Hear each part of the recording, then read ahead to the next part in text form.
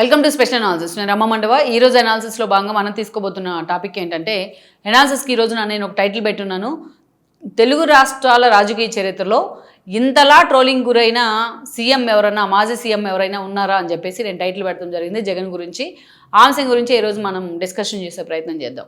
ఇక్కడ చూసినట్లయితే జగన్మోహన్ రెడ్డి తీరు ప్రతిసారి కూడా వార్తల్లోకి ఎక్కుతూ ఉంటుంది. నేను ఎన్నోసార్లు చెప్తూ ఉంటాను, అతను గతంలో ప్రతిపక్షంలో ఉన్నప్పుడు ఎప్పటి నుంచి అంటే 2014 నుంచి 19 వరకు ఓడిపోయిన తర్వాత ఒక ఏడాది ఆయన ఓదార్పు, లేకపోతే పార్టీ నేతల పరామర్శలు ఇలాంటివన్నీ చేస్తూ వచ్చారు.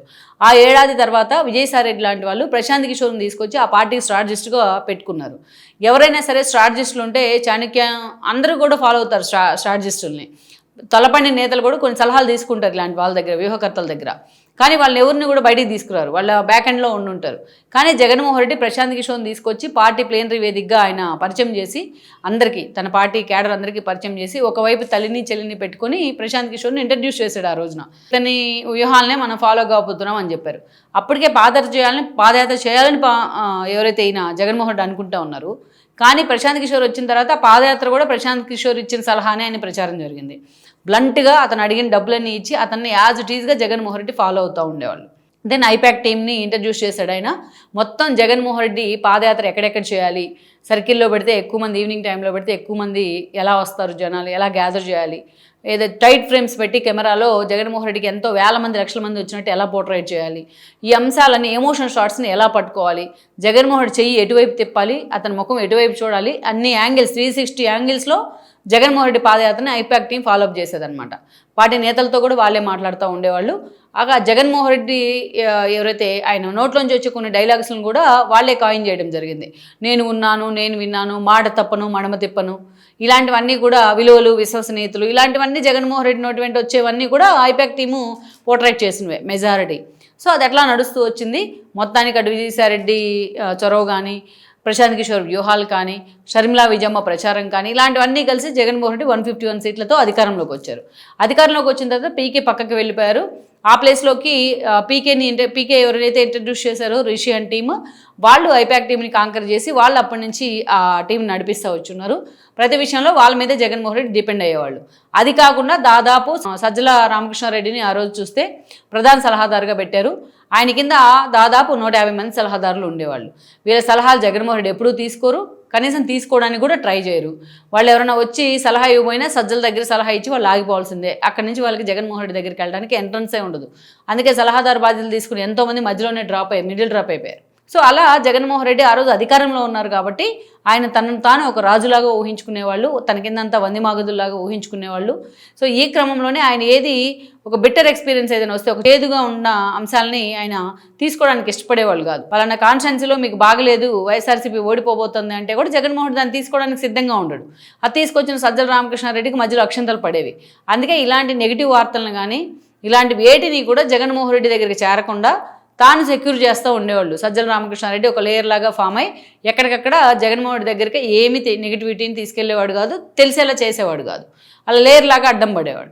సో అలా జగన్మోహన్ రెడ్డిని ఒక ఇల్యూజన్లోనే ఉంచుతూ వచ్చారు. అయితే ఇదంతా అయిపోయింది. సో జగన్మోహన్ రెడ్డి ఈ సుదీర్ఘ కాలంలో అతను పార్టీ పెట్టిన దగ్గర నుంచి మొన్నటి ఎన్నికల్లో 11 సీట్లకు పరిమితమైన దాకా ఆయన ఎన్నోసార్లు ప్రెస్ మీట్లో తప్పుగా మాట్లాడిన సందర్భాలు ఉన్నాయి, ప్రెస్ మీట్లో తడబడుతూ మాట్లాడిన సందర్భాలు ఉన్నాయి, ఒక అంశానికి ఇంకొక అంశంతో ఆన్సర్ ఇచ్చిన సందర్భాలు చాలా ఉన్నాయి, కొల్లలు ఉన్నాయి. కానీ మొన్నటి వరకు ఒక లెక్క, ఇప్పుడు మరొక లెక్క.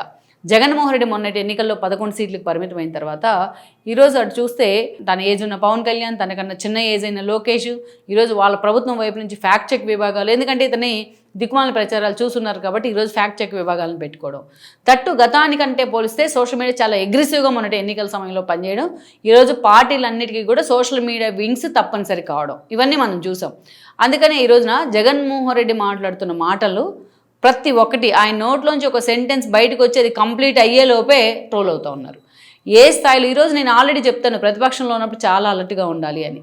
మరి జగన్మోహన్ రెడ్డితో ఈరోజు ప్రశాంత్ కిషోర్ లేడు, మంచి టీంని పెడతానికి ఈరోజు విజయసాయిరెడ్డి లాంటి వాళ్ళు లేరు, బాగా డబ్బులు ఇచ్చి వాళ్ళని తీసుకురావడానికి వేమిరెడ్డి లాంటి వాళ్ళు లేరు. ఇక మరోవైపు చూస్తే సజ్జల రామకృష్ణారెడ్డిని దూరం పెట్టారు జగన్మోహన్ రెడ్డి. ఆయనకే ప్రయారిటీ లేదు, ఇంకా ఆయన టీంని ఏం పెట్టుకుంటారు. సో ఇలా ఎవరో ఇక జగన్మోహన్ వదిలి వెళ్ళిపోవడంలో ఆ పక్కనే ఉంటే తమకు ఎప్పటికైనా ఏదో ఒక అవకాశం రాకపోతుందా అని ఉన్నోళ్ళు ఆ పిఆర్ టీంలో ఉన్నారు ఈ రోజున. సో గతంలో మనం చూస్తే జగన్మోహన్ రెడ్డికి స్క్రిప్ట్ రాసి ఇచ్చేందుకు జీవీడి కృష్ణమోహన్ అనే ఆయన ఉండేవాళ్ళు, సీనియర్ జర్నలిస్ట్ ఆయన, ఈనాడులో కూడా చేశారు. అంత అద్భుతంగా స్క్రిప్ట్ ఇచ్చేవాళ్ళు ఆయన. అలాంటి ఆయన తరిమేసేలాగా చేశారు. అలాంటి వాళ్ళని దిలీప్ రెడ్డి కానివ్వచ్చు, ఎంతోమంది తరిమేశారు. మొన్నటి ఎన్నికల అధికారాన్ని కోల్పోక ముందే ఒక మూర్తిగా కావచ్చు, ఒక ప్రియదర్శి రామ్ కావచ్చు, ఇలాంటి వాళ్ళందరినీ. సో మొత్తానికైతే జగన్మోహన్ రెడ్డి దగ్గర ఇప్పుడున్న టీం అంతా కూడా సత్తు సరుకు అంటారు కదా, అలాంటి సరుకు కాబట్టి ఈరోజు అలాంటి స్క్రిప్ట్ వస్తూ ఉంది. జగన్మోహన్ రెడ్డి కనీసం ఆ స్క్రిప్ట్ తీసుకొని కనీసం క్రాస్ చెక్ చేసి కూడా చేసే ప్రయత్నం చేయట్లా. అందుకే ఇంత దారుణంగా ట్రోల్ అవుతున్నారు జగన్మోహన్ రెడ్డి. మనం చూస్తే ఇటీవల కాలంలో ఆయన మాట్లాడిన కొన్ని ఆనిముత్యాలు మనం చూస్తే గంపగుత్తంగా అనే పదాన్ని పలకడం జగన్మోహన్ రెడ్డికి రాల. దాన్ని ఒక బూతులాగా మాట్లాడే ప్రయత్నం చేసి అంతా ట్రోల్ అయ్యారు. ఇక అదేవిధంగా చూస్తే ఈరోజు మావిగన్ అనేది ఆయన ఊహించకుండా మాట్లాడారా, ట్రోల్ అవుతుందని తెలిసి మాట్లాడారా, ఏ స్థాయిలో ట్రోల్ అవుతున్నారంటే ఏ సీఎం, మాజీ సీఎంకి ఆ స్థాయిలో ట్రోల్ అయ్యారు సోషల్ మీడియా వేదికగా. సో మనం చూస్తే మొన్న ఏ డేటా సెంటర్ గురించి మాట్లాడే క్రమంలో ఏదైతే మైండ్కి తీసుకొచ్చి డేటాను అప్లై చేస్తే అదే ఏ డేటా సెంటర్ అని కూడా మాట్లాడారు. ఇలా ఎంత దారుణంగా ట్రోలింగ్ గురవుతూ వచ్చారంటే అంత దారుణంగా ట్రోలింగ్ గురవుతూ ఉన్నారు. ఈ కొన్ని అంశాల్లోనే కాదు, ప్రతిసారి జగన్మోహన్ రెడ్డి ఆ స్క్రిప్ట్ పట్టుకొని వచ్చినప్పుడు ఒక్క వర్డ్ కూడా ఆయన కనీసం ఎవరైనా సరే సెంటెన్స్ చూసుకొని మాట్లాడతారు. ప్రతి వర్డ్ ఇలా చూసుకోవడం, ఇలా మాట్లాడడం, ప్రతిదీ మక్కి ఆ రాసిచ్చిన దాన్ని డెలివరీ చేసే ప్రయత్నం చేసే క్రమంలో తన ఓన్ ఐడెంటిటీని జగన్మోహన్ రెడ్డి ఎప్పుడో కోల్పోయారు. ప్రతిరోజు ట్రోలింగ్ ఐటమ్ అవుతూ ఉన్నారు. ఈరోజు రాజధాని అంశంలో అంతే. తను ఇష్టం వచ్చిన చోట రాజధాని మారుస్తాననే క్రమంలో మావిగన్ అని చెప్పి ప్లాన్ బి అని చెప్పి ప్రకటన చేయడం ఈరోజు నిజంగా గతంలో 3 రాజధానులు అంటేనే తుగ్లక్ నిర్ణయం అన్నారు. ఈరోజు మావిగన్ అని చెప్పి అతను ప్రకటన చేసిన తర్వాత ఎంత దారుణంగా ట్రోలింగ్ గురవుతూ ఉన్నారు జగన్మోహన్ రెడ్డి. మనం గతంలో చూస్తే అతను ఇంగ్లీష్ బాగానే వచ్చు, ఇండివిజువల్గా బాగా మాట్లాడతారు, కానీ అతను ఇంగ్లీష్ మాట్లాడే విధంలో ట్రోల్ అయ్యారు. తెలుగులో పుట్టారు, తెలుగులో పెరిగారు, తెలుగు మాట్లాడలేకుండా ఆఖరికి గంపగుత్తంగా అనే పదం పలకడం కూడా అతనికి రావట్లేదు. మరోవైపు హిందీ విషయంలో అంతే, ఎన్నోసార్లు అడ్డంగా ఇరుక్కుపోయినారు. ఒక సీఎం స్థాయి వ్యక్తికి దేని మీద పట్టు ఉండాలి, ప్రతి విషయంలో కూడా పట్టు ఉండాలి. జర్నలిస్ట్ అంటే ఎలాగ జాక్ ఆఫ్ ఆల్ అంటారో అలాగే పొలిటీషియన్స్ కూడా అన్ని విషయాల మీద మినిమం కామన్ సెన్స్ అన్నా ఉండాలి. ఆ స్థాయిలో ఆయన ట్రోల్ అవుతున్న అంశం మనం చూస్తే గతంలో తెలుగు రాష్ట్ర రాజకీయాల్లో ఏ పొలిటీషియన్ కూడా, ఏ ముఖ్యమంత్రులు కూడా, ఏ మాజీ ముఖ్యమంత్రులు, ఏ ప్రతిపక్ష నేతలు కూడా ఈ స్థాయిలో ట్రోలింగ్ ఐటమ్ అయ్యుండ్రు.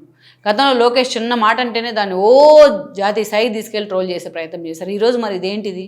కనీసం జగన్మోహన్ రెడ్డి తన మీద సోషల్ మీడియాలో వస్తున్న ట్రోలింగ్ జ్యూస్ అయిన తర్వాత అయినా కనీసం ఈసారి ప్రెస్ మీట్కి అయినా సరే పూర్తి స్థాయిలో ప్రిపేర్ అయ్యి వస్తేనే బెటర్.